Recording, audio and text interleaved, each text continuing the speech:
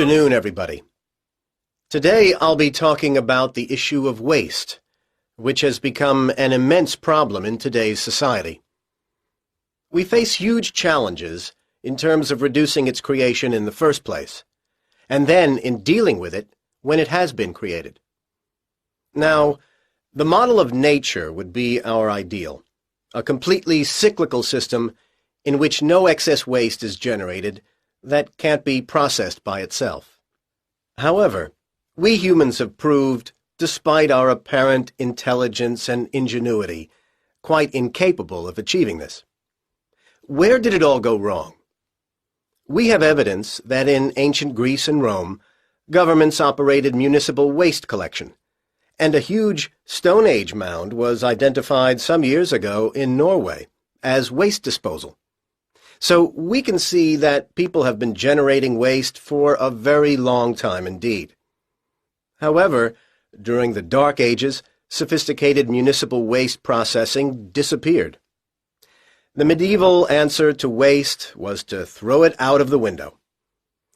But this waste, apart from broken pottery and a few metal objects, was largely organic.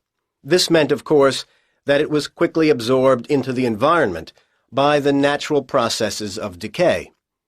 However, many concerned people, such as doctors, claim that this created health problems, although it wasn't until science produced convincing evidence of the connection between rubbish and disease that governments began to see the importance of dealing with the problem effectively.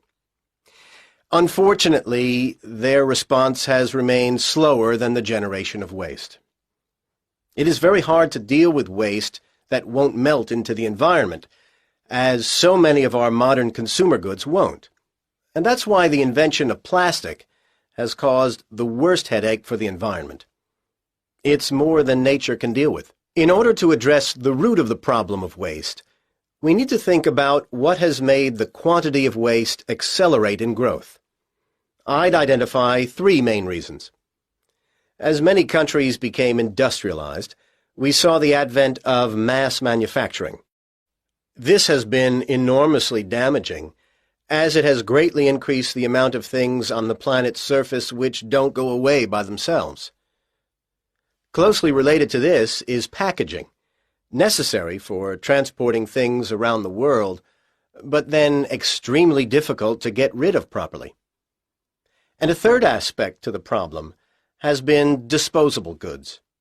We have become accustomed to so many things being to use and then discard that we find it hard to imagine life without them.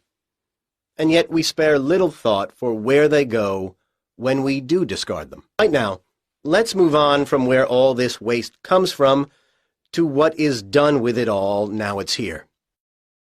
Different countries deal with waste differently.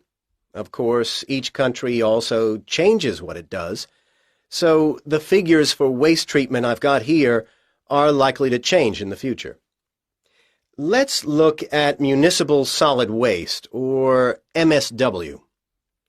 MSW is important to consider because it's effectively a measurement of consumerism, how much waste people produce that goes beyond the absolute basic requirements in life to eat and drink. One of the main